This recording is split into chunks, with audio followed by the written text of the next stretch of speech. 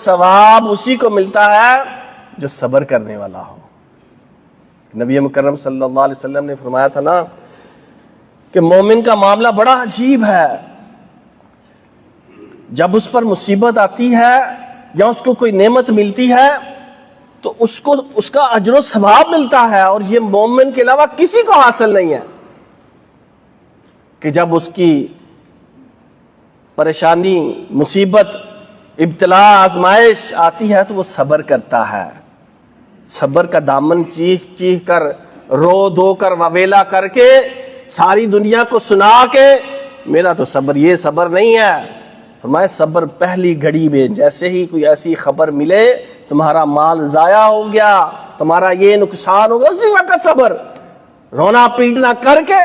چیخو پکار کر کے میں نے تو صبر کی، یہ صبر نہیں ہے۔ اور دوسرا جس کو نعمت ملتی ہے، جس کو مال و متاع ملتا ہے، وہ اللہ کا شکر ادا کرتا ہے تو اس پر بھی اس کو اجر ملتا ہے۔ یہ مومن کا وتیرہ ہے، یہ اس کے ہی حصے میں آتا ہے۔